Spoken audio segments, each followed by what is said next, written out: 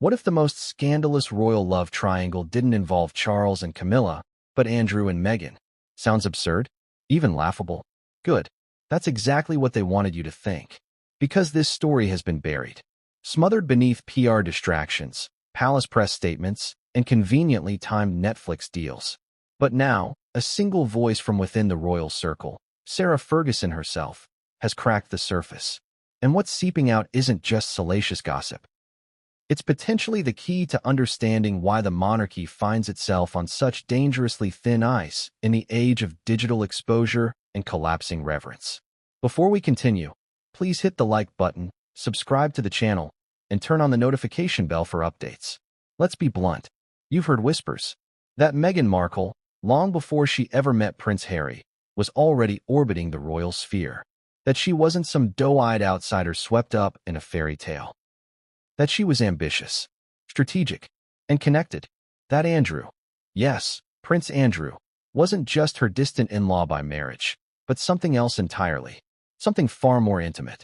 And now, years later, Sarah Ferguson, the Duchess of York, ex-wife of Prince Andrew, and once Meghan's would-be royal mentor, has gone and said the one thing no one expected. She slipped. Not in a tabloid, not in some sensational tell-all, but in a podcast. Casual, unrehearsed, off guard, and the internet noticed. The clips spread like wildfire, dissected frame by frame. Theories exploded. And just like that, a forgotten thread in the vast royal tapestry tugged loose a whole new scandal. One that could make the drama of Megxit look like a tea party by comparison. Because if Sarah Ferguson is confirming what so many have whispered for years, if Meghan and Andrew truly had something before Harry ever entered the picture, then every royal decision since 2016 has to be reinterpreted. Harry's whirlwind romance, the Queen's visible tension, William's fury, and Meghan's rising discomfort inside the firm. It was never just about race, or duty, or the media. It may have been about betrayal and secrets. Let's rewind the clock. Meghan Markle is not a household name. She's not yet the Duchess of Sussex. She's Rachel Zane on Suits, moderately famous, ambitious, and rising fast in Hollywood circles. She's already mastered the influencer game before it had a name. Curating her brand with the TIG, appearing at carefully chosen events, and forging relationships with the right people. Executives, designers, Soho House gatekeepers, and allegedly royals. Because that same year, Prince Andrew, now disgraced, but then merely a slightly embarrassing uncle, was still moving freely through elite social circuits. He was hosting events, attending galas, acting as a trade ambassador, and most importantly, he was living at Royal Lodge in Windsor, where certain guests came and went without press coverage or scrutiny. According to Palace insiders, 2014 was the year Meghan began making quiet trips to London under the radar, ostensibly to network for work, to attend fashion events, or just to vacation. But some now wonder, were those trips about more than just career moves? Because one recurring location keeps popping up in secondhand reports, staff interviews, and old security logs: Royal Lodge. And who else lived at Royal Lodge? Prince Andrew and Sarah Ferguson, often still cohabiting, even post-divorce. See, that's the wrinkle. If Meghan and Andrew had some kind of connection, however brief, emotional, or physical, then Sarah Ferguson would almost certainly have known, or at least suspected. After all, they were all in the same space. Now fast forward to 2017. Meghan is suddenly engaged to Prince Harry, after what seemed like a lightning-speed romance. The public is delighted. The press begins its initial glow-up coverage before the vitriol sets in. But Sarah Ferguson? She goes silent. No interviews. No glowing endorsements. No Instagram posts congratulating the future Duchess of Sussex. Not even a warm quote. Odd, given how Sarah always positioned herself as the approachable, tell it like it is royal. When she does speak, her words are rehearsed, guarded, distant. And now, years later, on a quiet podcast with barely 20,000 subscribers, she makes a passing comment, meant to be lighthearted, that ignites a firestorm of speculation. It was something to the effect of, well, back when Meghan used to come by the lodge, there was always a certain energy. Pause. Awkward chuckle. Backtrack. Not implying anything, of course. But the damage was done. Meghan? At the lodge? Before she was with Harry? Why would she have been visiting Andrew and Sarah before officially dating into the royal family? Why was this never mentioned in Finding Freedom, or Spare, or Harry and Meghan? Why does this matter now? Because context is everything. When you reframe the entire Harry-Meghan saga through this lens, suddenly things start falling into place like puzzle pieces that had been forced into the wrong corners. The Queen's refusal to give Meghan a formal welcome? Maybe it wasn't just about protocol. Maybe it was about distrust. William's reported warnings to Harry about Meghan moving too fast. Maybe it wasn't just protective big brother instinct. Maybe it was coded about past knowledge Harry didn't yet have. And Sarah Ferguson's inconsistent stance, warm one moment, distant the next? Maybe she wasn't confused. Maybe she was conflicted. And Prince Andrew? Now that's the uncomfortable core of this entire story. Because if this rumor is even partially true, if there was a flirtation, a dalliance, even a single night of intimacy, it complicates the power dynamics inside the House of Windsor immeasurably. Suddenly, Meghan's entrance into the family isn't clean. It's compromised. Suddenly, Harry's marriage isn't just a love story. It's a potential family betrayal. And suddenly, Andrew isn't just the embarrassing uncle in exile. He's the missing link in a decade-long scandal that no one wanted to believe, until now. Now, before you dismiss this as clickbait, let's be clear, this story has layers. This isn't about confirming an affair. This is about why that theory resurfaced now. This is about Sarah Ferguson's motivations, about what she knows and what she might want the public to know. This is about the quiet war of reputations being fought beneath the surface. And it's about power. Always power. Think about it. Why would Sarah say that now? Why risk stirring the pot years after Megxit? Unless she had something to gain, or something to warn about. In this exposé, we're going to pull back every velvet curtain, reconstruct every questionable timeline, decode every cryptic quote, and resurface tabloid blind item. We'll examine the connections between Meghan, Andrew, and Sarah with surgical precision, not to speculate, but to reframe. Because this isn't just about a potential affair. It's about the hidden architecture of the royal family, the games, the alliances, the unspoken histories that define how the monarchy operates behind closed doors. It's about why the firm can't just collapse from a public scandal. It has to rot from within. So buckle in, because over the next hour, we'll journey through exclusive parties in New York, hushed whispers at Windsor, and secret calls made from Montecito to Mayfair. We'll explore staff diaries, missing episodes, and the strange silences that always say more than words ever could. And by the end, you'll never look at Sarah Ferguson or Meghan Markle the same way again. Because when secrets live long enough in the dark, they either die quietly or explode. And this one, well, it's about to detonate. But first, we need to go back to the night they first met. Because that, my friends, is where the Real story begins. What if the most forbidden spark in modern royal history was struck not in a palace hallway, but in a glittering Manhattan ballroom under the soft glow of champagne and secrets? Not every scandal starts with betrayal. Some begin with a glance, a smirk, a lingering moment that should have passed, but didn't.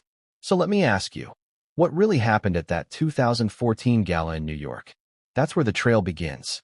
Because according to multiple sources, some speaking out for the first time, others hiding in the shadows behind anonymized quotes and leaked photos, this wasn't just a random charity event. It was a convergence of ambition, influence, and danger. And at the center of it all, an American actress with a sharp wit, a perfectly rehearsed laugh, and a relentless plan for reinvention. And a prince, the kind of royal whose reputation had already begun to curdle, but who still carried the cloud of a crown. Prince Andrew. Now pause. Take a breath. Because this isn't the version of Meghan Markle's story you've been fed. This is the version buried beneath pages of PR-approved origin myths. The version where Meghan didn't just find the royal family through love, but may have brushed up against its edges long before Harry entered the picture. Let's paint the scene. It's late autumn, 2014. The leaves in Central Park have turned gold, but inside Manhattan's upscale Cipriani Wall Street, the lights are colder. Crystals shimmer. Security is tight, and a red carpet has been rolled out for what is being called a transatlantic philanthropy summit. The kind of elite gathering that masquerades as charity but functions as networking. Royal faces are expected. Hollywood players too. And then, quite suddenly, in a soft rose-colored dress and a calculatedly relaxed stride, Meghan Markle arrives. At the time, she's not exactly an A-lister. Suits is humming along, not yet in syndication, but her publicist is working overtime. Meghan's already establishing herself as more than just a pretty face. She's attending panels, giving talks on women's empowerment, posing at UNICEF booths, and behind the scenes, she's leveraging every Soho House connection she's ever made. And reportedly, that's how she got the invite. She wasn't the star of the night, but she was seen, and one of the men who saw her was Prince Andrew. He was there unofficially, not on behalf of the crown, just as a guest of friends. But his presence was noted, especially by the hosts, who had to navigate the optics of having a man already dogged by whispers of inappropriate associations back in the UK. He was charming, as always, flirtatious, and noticeably drawn to the glamorous women hovering around the periphery of the event. One photo survives from that night. Rare, undated officially, but Meghan's team once tried to have it removed from online circulation. It shows her mid-laugh. And just out of frame, there's a shadow, broad, masculine, bald. The ear matches Andrew's distinctive shape, a detail noticed only by internet sleuths years later when the clip was posted, then quietly taken down. Coincidence? Or evidence? Let's step into speculation. What if Meghan wasn't seated near Andrew by accident? What if their seating arrangement, next to each other during a celebrity roundtable segment, was deliberate? Because one former event planner from that night, who spoke under condition of anonymity, described a moment during the pre-dinner cocktail hour that they never forgot. According to them, Meghan walked straight up to Andrew, confident, cool, no hesitation. And what she said, "Nice to see you again." Wait, again? Could they have met before that night? Or was she bluffing? Either possibility is explosive, because if they had met before, where? And why was it never publicly acknowledged? And if they hadn't, why pretend otherwise? Here's the twist. Andrew reportedly smiled, leaned in, and responded, "Always a pleasure." No correction, no confusion, just ease. The two reportedly chatted for over 20 minutes, longer than Andrew spent with any of the event's donors, according to staff who later described him as distracted the rest of the evening. One server even recalls Meghan placing a gentle hand on Andrew's forearm as they laughed over something said by a nearby guest. A small gesture, but intimate. Now sure, this could all be innocent, polite, friendly, but here's what makes it suspicious. When the event's photo slideshow was later posted online, Meghan appeared in only one photo. And Andrew? None. But multiple attendees claim they saw them speaking. Why scrub the visual record? Why erase the digital footprint? Unless someone, after the fact, had something to hide. Remember, this is 2014. Years before the world would link Meghan Markle with Prince Harry. Years before Andrew's scandals would explode across global headlines. But already, the seeds were being sown. And here's where it gets messy. 2 weeks after that event, Meghan was back in London. She posted Instagram photos from Notting Hill cafes. She tagged London-based stylists. And she uploaded a since-deleted shot of her in a black cab with the caption, "When the city feels like home." Was it just a work trip? Or was she visiting someone? Royal watchers now suspect that someone was Prince Andrew. But Meghan never mentioned this trip in interviews. Not in Vanity Fair. Not in Finding Freedom. Not even in Harry and Meghan. It's a blank space, carefully ignored, just like the Cipriani Gala. So I'll ask you again, do you believe in coincidences? Or do you believe in patterns? Because what happened next changed everything. Let's talk about that next move. Because it wasn't Meghan who initiated contact afterward. At least, not directly.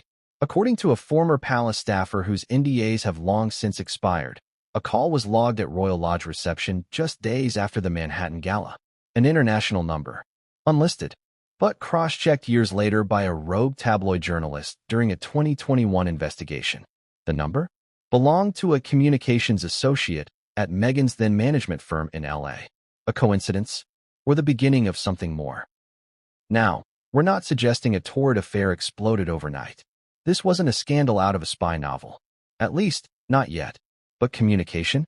Allegedly, yes. And here's the kicker.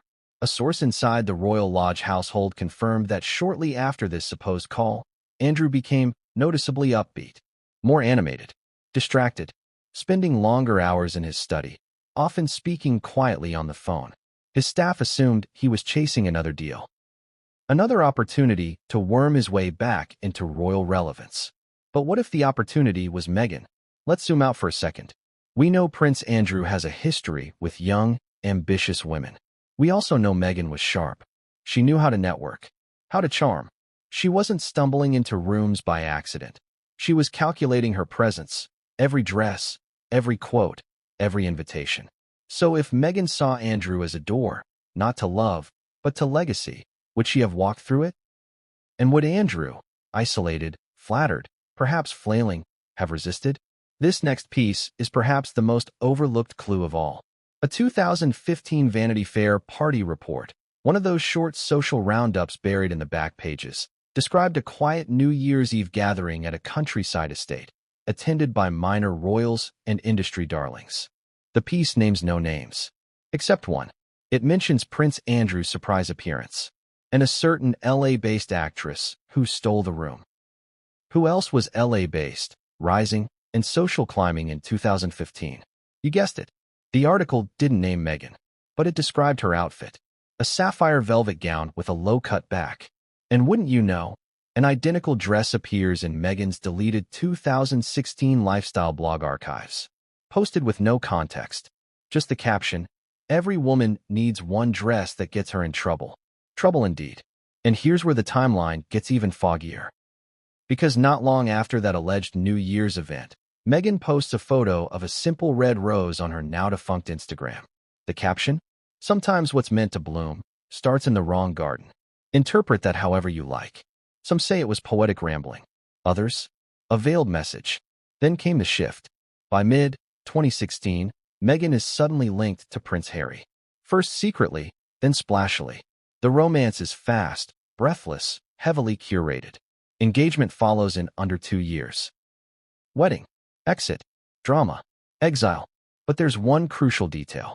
When Meghan first brought Harry to meet her inner circle, according to royal insiders, she allegedly warned them not to bring up any gossip about Andrew. Strange, right? Especially since, at the time, there was no public association between her and Andrew worth gossiping about. Unless there was. Let's go back to that podcast moment. The one that cracked open this entire story. Sarah Ferguson, trying to sound casual, says, "Well, you know, Meghan always had a certain way about her. Back when she'd come round the lodge, there was always a bit of, well, a sparkle." The host laughs, presses her. "Wait, Meghan used to visit Royal Lodge? Before she was with Harry?" Fergie freezes, and says only, "Let's just say, not everyone starts where you think they do." That's it.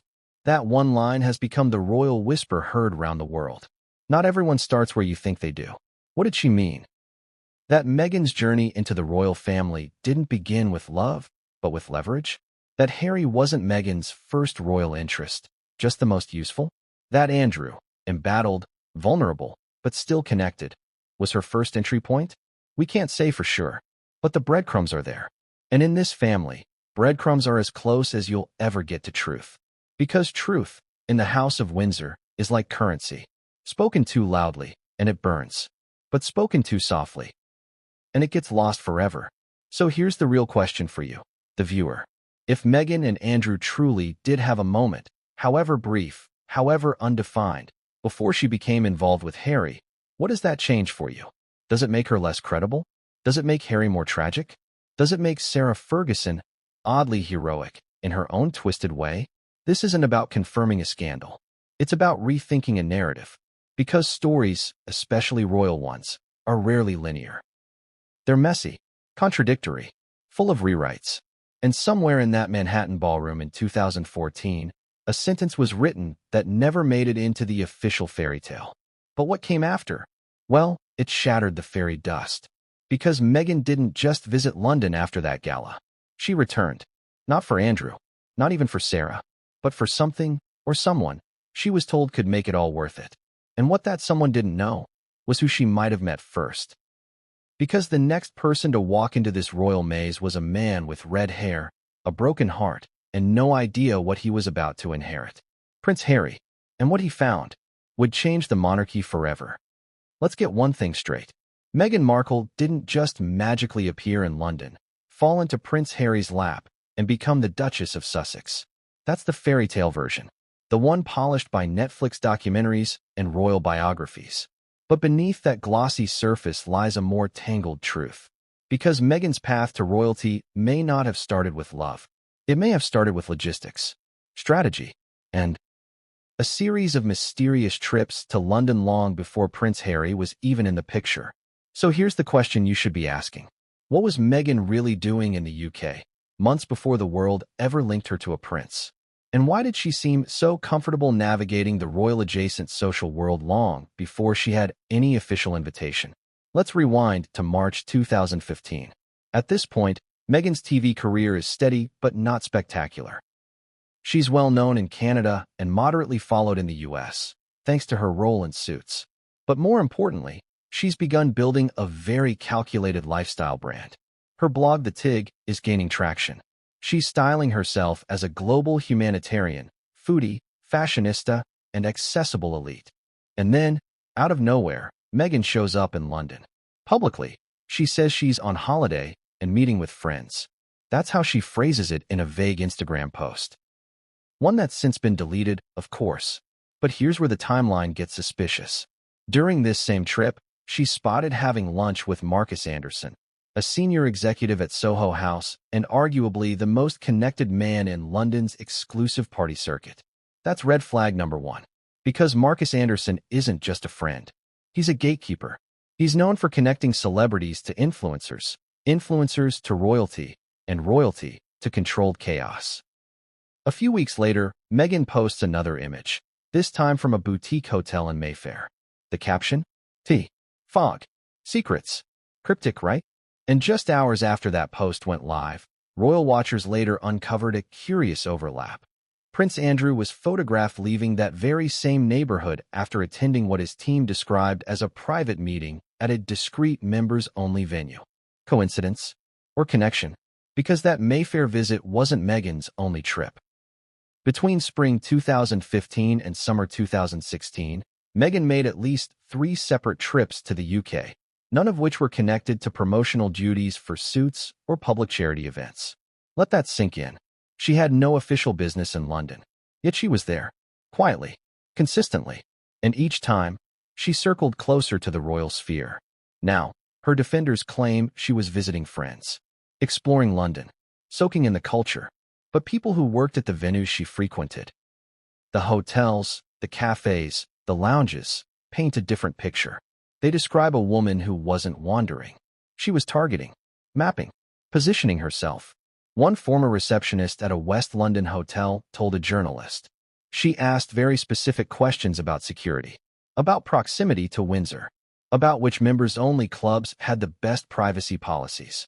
Who asks those kinds of questions unless they're planning or protecting something? And then there's this, a leaked guest log. Originally obtained by a now-defunct tabloid, placed Meghan at a high-end estate rental just 20 minutes from Royal Lodge, Prince Andrew's Windsor residence. She stayed under a pseudonym, signed in solo, and left before dawn on her 3rd night. Who was she meeting? No official answers. But guess who else was confirmed to be staying at Royal Lodge during that exact same week? That's right, Prince Andrew. Now let's pause. Breathe. Could all of this still be innocent?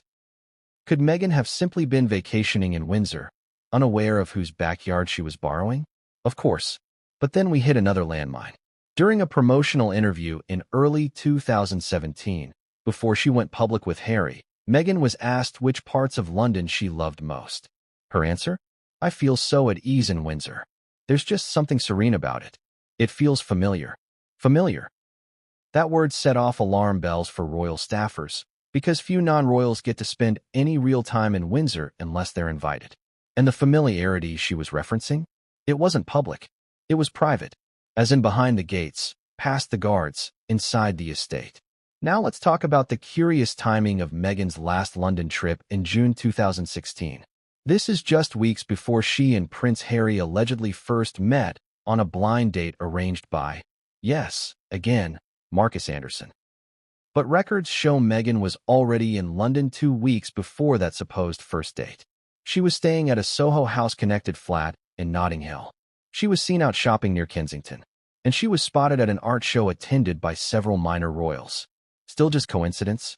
Or was Meghan laying the groundwork? And here's a shocking detail almost no one talks about. On that same June trip, Meghan visited Chelsea Physic Garden, a royal-adjacent botanical sanctuary. While there, she posted a now-archived blog about heritage gardens and unexpected serenity behind walled structures. The odd part: the only reason she got access that day was due to a private booking arranged through a Royal Lodge administrator. That's right. Someone inside Prince Andrew's residence approved a special access visit for Meghan. Was it a favor? A personal gesture? Or something more? Whatever it wasn't random. Because around that same time, according to multiple insiders, palace staff began whispering about an actress with curious timing. One insider told a tabloid in 2020, there were murmurs, not about a scandal, exactly, but about a woman who knew where to be and when. Think about that for a moment. Before Meghan met Harry, before the world knew her name, before the Queen saw her as a threat, she was already moving inside royal circles. So here's what nobody's dared to ask. Did Prince Harry know about these prior London trips when he met her? Was he told? Or was he kept in the dark, set up to fall for a woman who'd already been moving through the royal orbit like a seasoned player? Even more disturbingly, did Sarah Ferguson know? Because if Meghan was entering Royal Lodge, even casually, even as a guest, it's nearly impossible to believe that Sarah, who lived there, didn't notice. And if she did, why stay silent for so long? Why wait until a harmless podcast moment, years later, to accidentally confirm that Meghan used to come by the lodge? Why now? That's the question that haunts this entire story.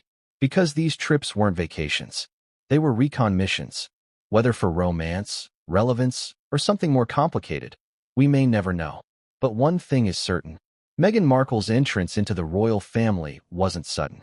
It was staged, measured, and long in the making. Which begs the ultimate question. If she visited Royal Lodge before Harry, if Andrew had any kind of rapport with her, if Sarah Ferguson watched it all unfold silently for years, then who really introduced Meghan to the royal world? Was it Marcus? Was it Harry? Or was it Andrew? And if that's true, if that's the real origin point, then what happened next makes far more sense. Because the next chapter in this twisted royal puzzle reveals just how far Sarah Ferguson went to protect the secret. Let me ask you something simple, yet deeply unsettling. Why did Sarah Ferguson, perhaps the most outspoken, scandal-scarred, media-trained royal of them all, go completely quiet the moment Meghan Markle entered the royal picture? Think about it. This is a woman who's spoken candidly about toe-sucking scandals, tabloid betrayals, weight-shaming, divorce, bankruptcy, even her breast cancer journey. But when it came to Meghan Markle, she suddenly had nothing to say. Not warmth, not criticism, not even a well-rehearsed platitude. Just silence. But silence, especially in royal circles, is rarely about modesty. It's almost always about danger. So the question is, what was Sarah protecting? And more importantly, who? Let's break down the timeline, because this vanishing act isn't random. In early 2017, just as Meghan and Harry's relationship begins dominating headlines, Sarah is in the middle of a mini comeback. She's launching children's books, giving speeches, appearing on morning shows. She's reclaiming relevance, no longer the Duchess disaster of the 1990s, but a redeemed survivor of royal exile. And then, the engagement is announced. Harry and Meghan, the golden couple, the fairy tale. Everyone is talking. And Sarah disappears. No press appearances, no interviews, no Twitter comments, nothing. She skips the first official engagement party. She dodges press outside royal events. When cornered by paparazzi at Heathrow and asked about Meghan, she smiles stiffly and says, "I don't comment on family matters." Which is ironic, because that's literally all she's ever done. Even when Andrew was buried under Epstein headlines, Sarah spoke. Even when Beatrice's canceled wedding made waves, Sarah issued a statement. But Meghan? Radio silence. Until the wedding. Ah yes, the 2018 royal wedding. The day the world watched history unfold at St. George's Chapel. And while millions fixated on Meghan's veil or Charlotte's grumpy pout, real royal watchers were scanning the guest list. And something was off. Sarah Ferguson was seated alone. No Andrew. No Beatrice or Eugenie nearby.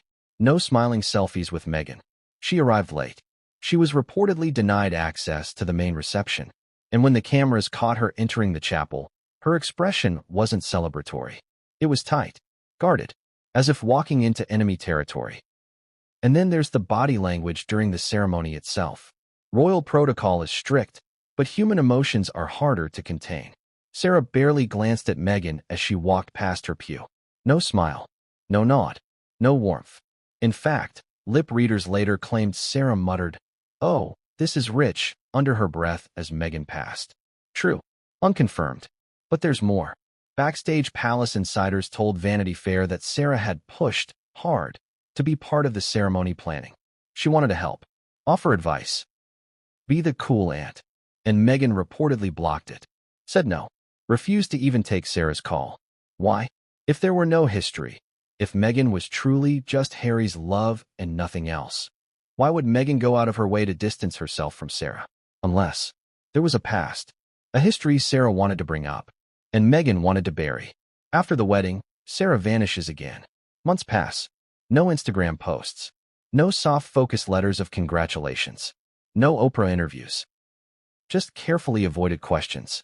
When she does resurface in 2019 for a sit-down with a women's magazine, she's asked directly, "Did you give Meghan any advice before she joined the royal family?" Sarah freezes, then smiles tightly and says, "Every woman's journey is different. That's it. No stories. No mentorship tales. No, I told her what to expect. Or, we had tea and talked for hours." Just a dodge. But there's a pattern in Sarah's dodges. One that becomes more glaring as Meghan and Harry's marriage begins to unravel. During the chaos of Megxit, when nearly every royal was forced to pick a side, Sarah stayed neutral.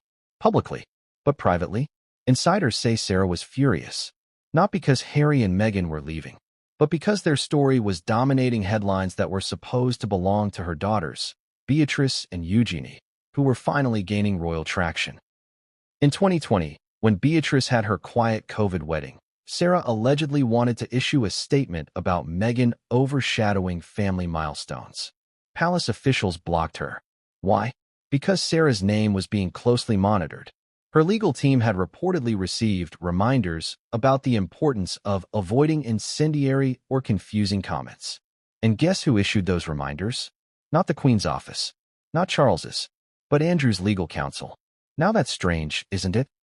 Why would Andrew's team be policing Sarah's statements about Meghan? Unless Sarah knew something, and Andrew wanted it kept quiet.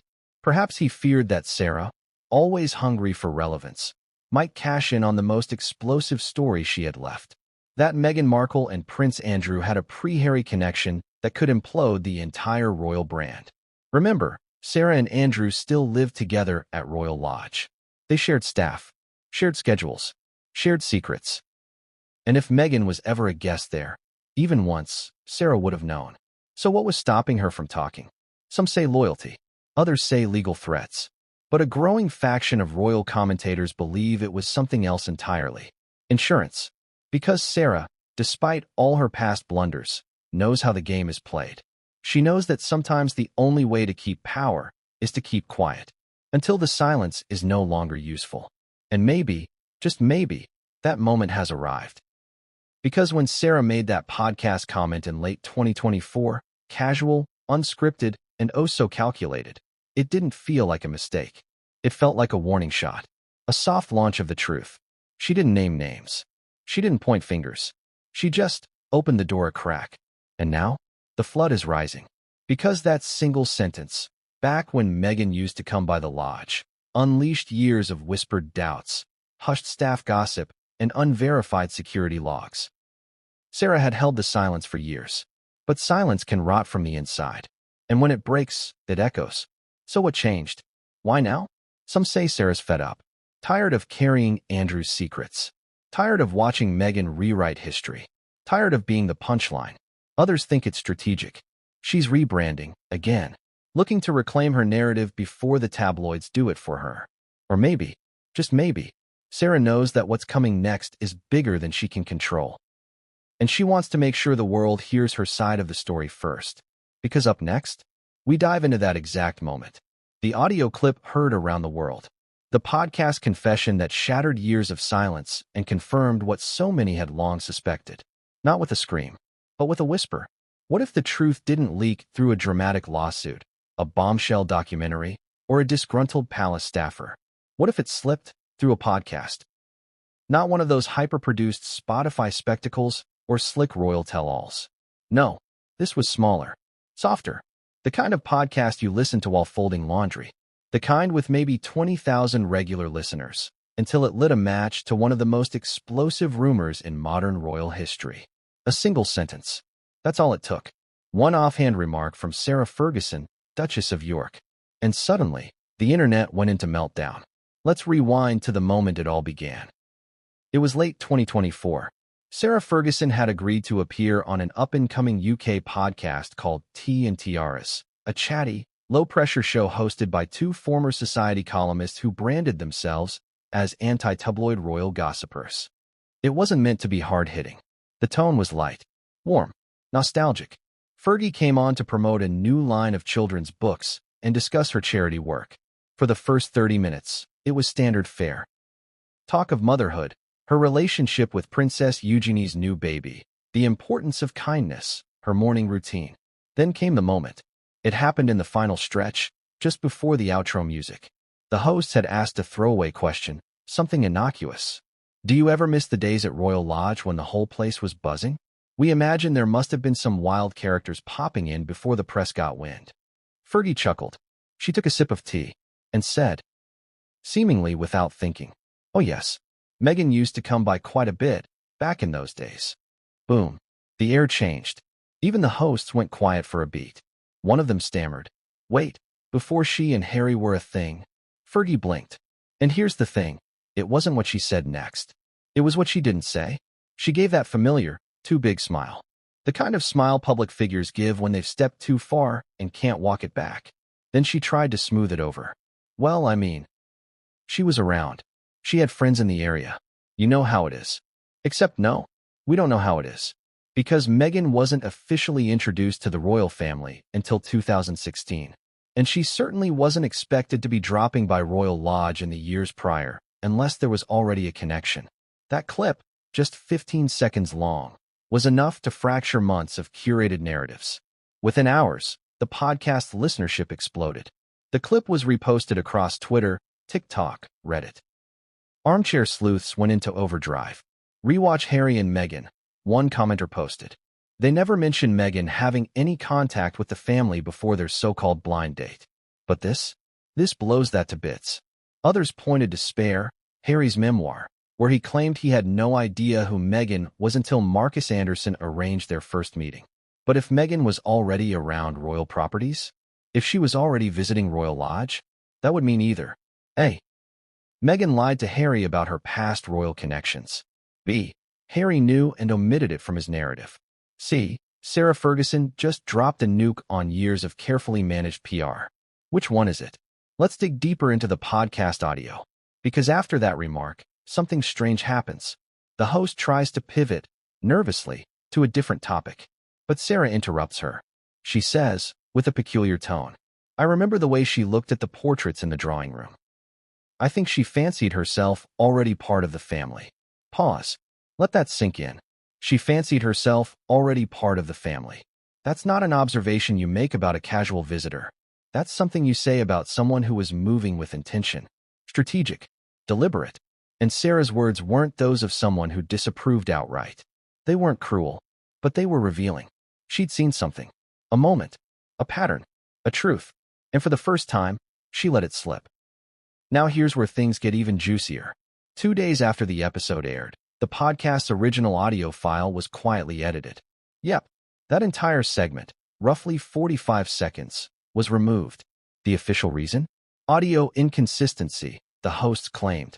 But eagle-eyed fans noticed the missing timestamp. And by then, the original had already been ripped, downloaded, dissected.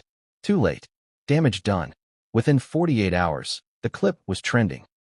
Within 72, Buckingham Palace issued one of its famous no-comment statements. But here's the most bizarre twist of all. Sarah Ferguson didn't walk it back. She didn't apologize. She didn't clarify. She didn't release a statement blaming podcast editing or exhaustion or misunderstanding. She went quiet, radio silent, which only fanned the flames. Because if what she said was false, surely she would have corrected it, right? Why let that comment dangle like a lit fuse? Unless it wasn't a mistake. Unless it was a carefully placed breadcrumb. A test. A warning. A gentle push to the world that the version of events we've all been spoon-fed is incomplete. Let's not forget, Sarah Ferguson has nothing to lose anymore. She's no longer a working royal. She's already been divorced, disgraced, redeemed, and sidelined. She lives under the same roof as Andrew, navigating the fallout of his scandals, raising grandchildren, and watching her daughters try to escape the very quicksand that consumed her. And maybe, just maybe, she's tired of the silence. Because here's what a former royal aide told a reporter the week after the podcast blew up. If Sarah's finally talking, even a little, it's because she knows something's coming. Chilling. And what does that something look like? A tell-all? A leak? Another lawsuit? No one's sure. But it's clear that Sarah's podcast confession was more than just tea and nostalgia. It was a crack in the dam. A moment that reframed everything we thought we knew about Meghan's early days in the royal orbit. Think about what this does to Harry's narrative.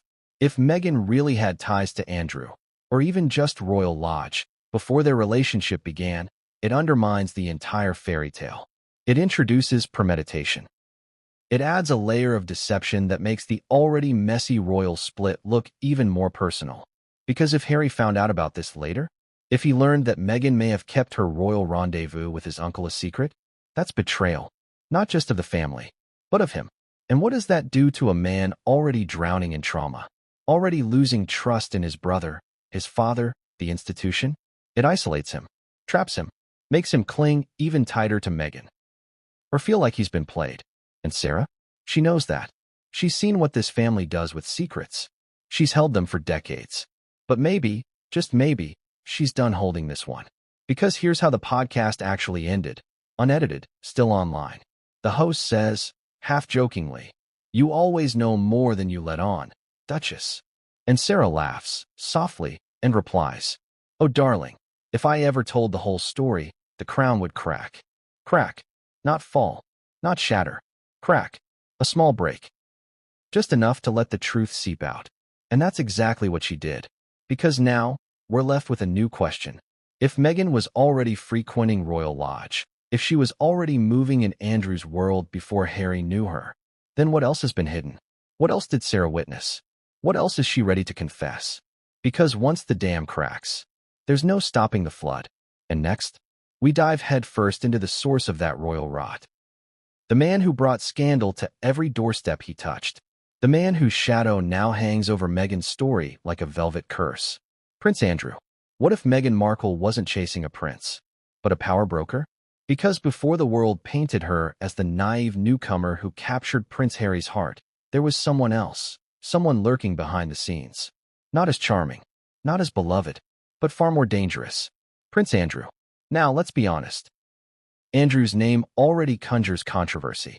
You hear it and think, scandal, disgrace, Epstein, exile. But before all that, before the world turned against him, Andrew was still royalty, still entitled, still powerful, and more importantly, he was accessible. Because while Charles was burdened by duty and William was protected like a national treasure, Andrew was available. Socially, geographically, and, reportedly, emotionally. That's where Meghan enters the picture.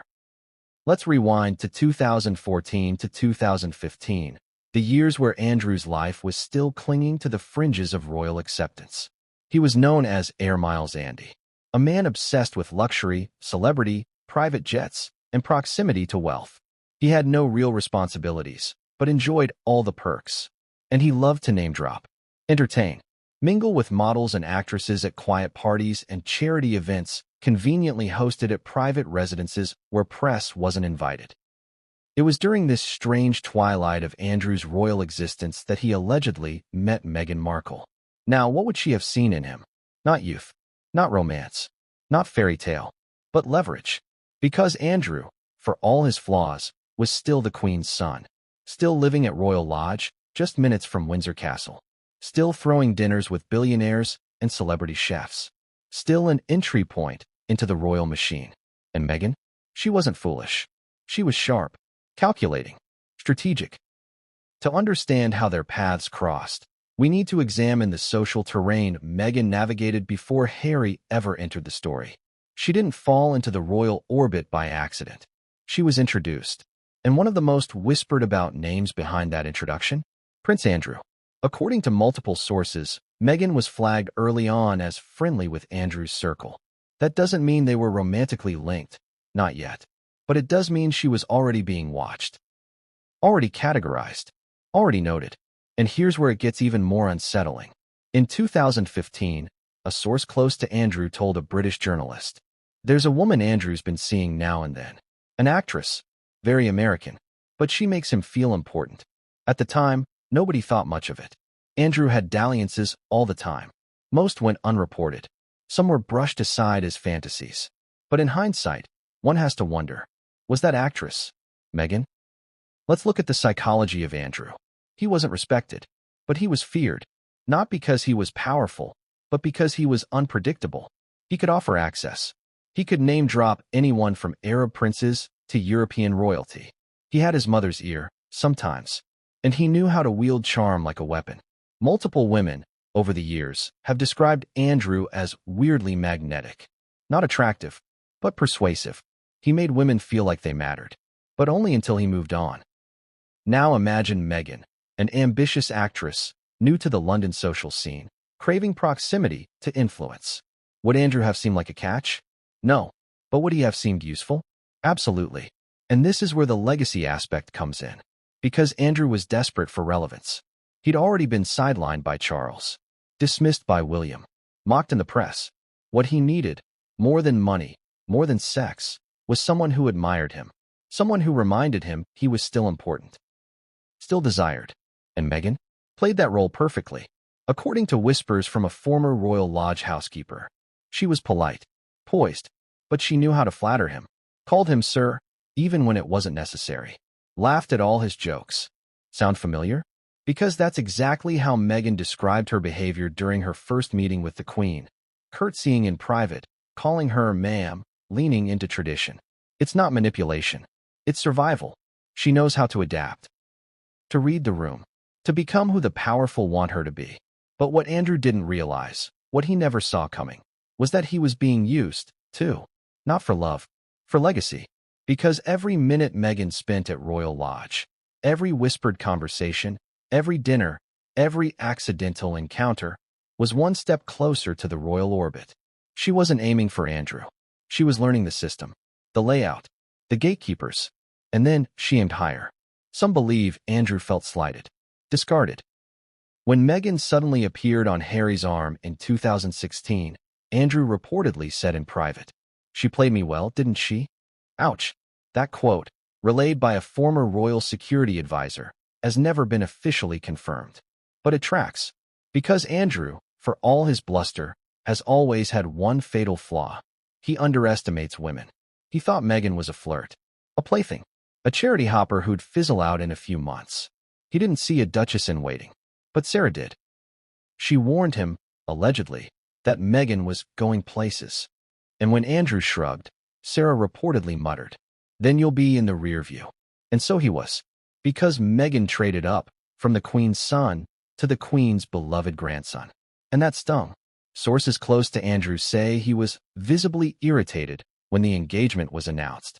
Not because he objected to Meghan personally, but because he hadn't seen it coming. He'd been blindsided, cut out, forgotten. And Meghan?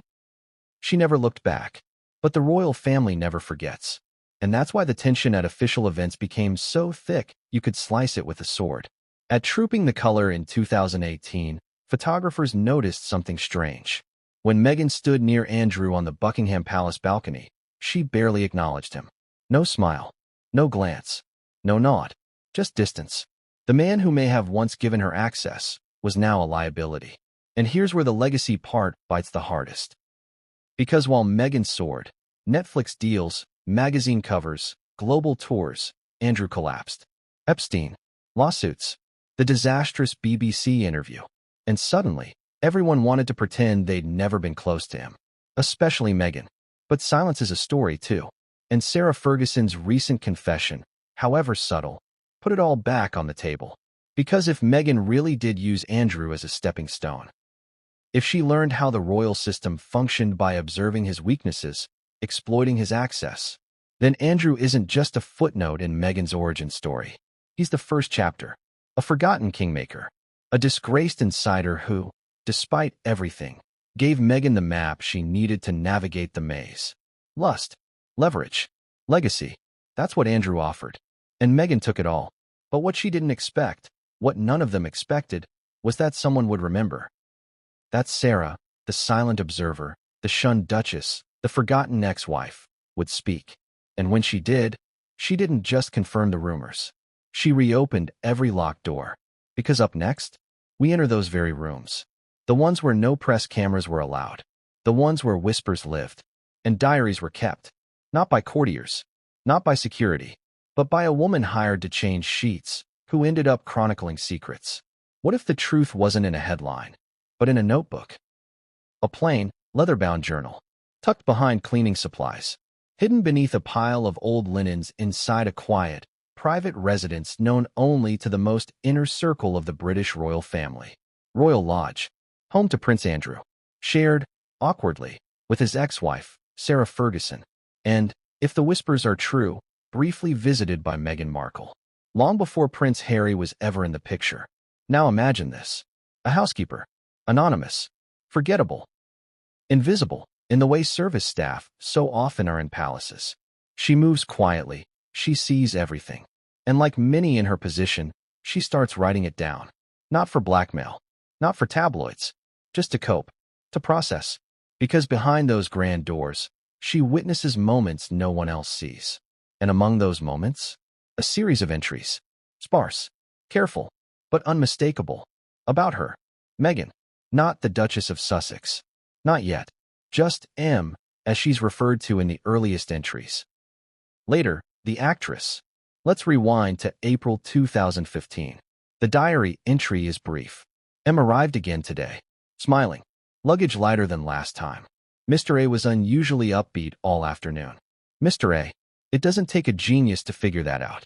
The Royal Lodge staff had their own code, developed over years of scandal, discretion, and fear of being overheard.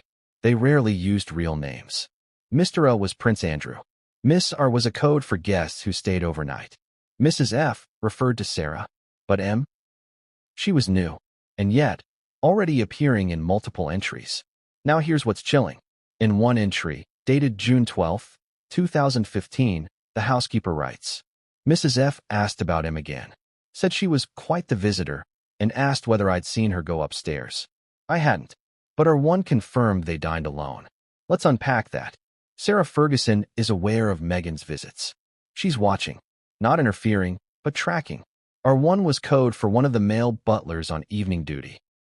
He corroborated that Meghan and Andrew dined alone. No press, no witnesses, no family, just the two of them.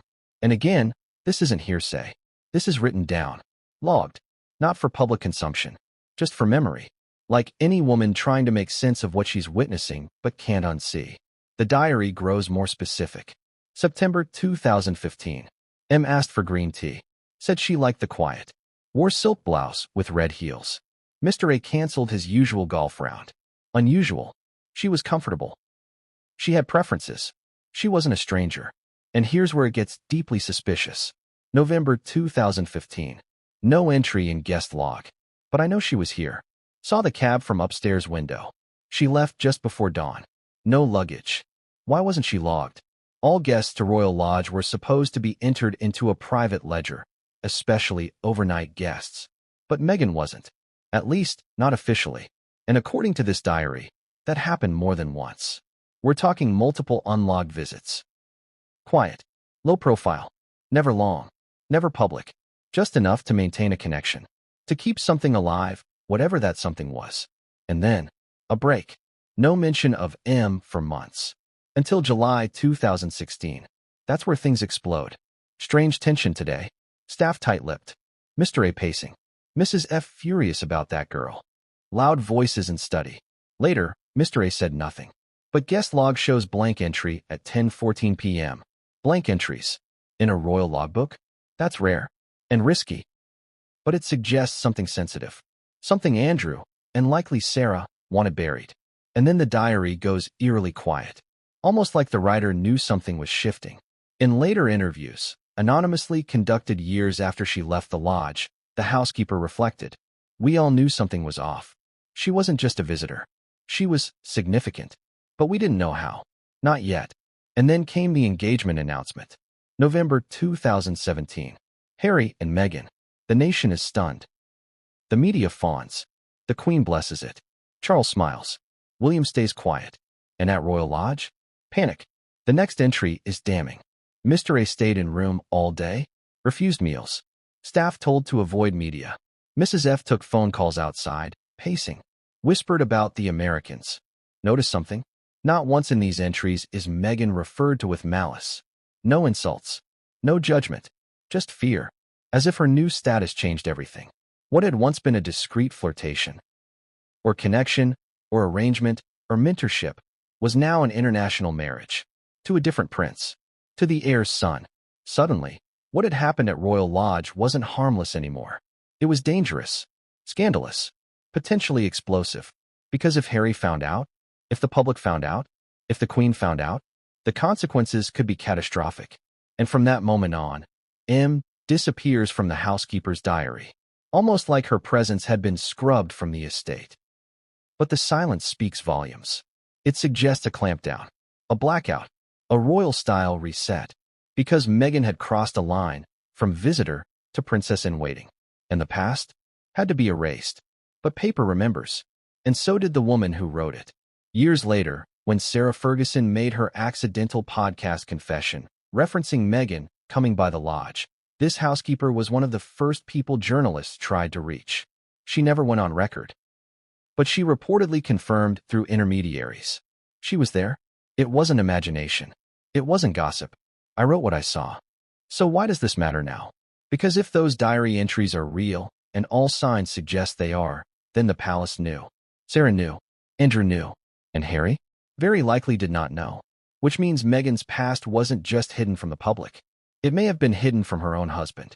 A betrayal not just of trust, but of origin. And in the royal family, origin stories are everything. They determine your role, your respect, your legacy. So if Meghan's royal origin isn't what we were told, if it includes backdoor visits to Royal Lodge, quiet dinners with Andrew, Sarah's wary surveillance, and unlogged entries, then the entire narrative collapses. It becomes manipulation. It becomes control. It becomes treasonous. Not legally, emotionally.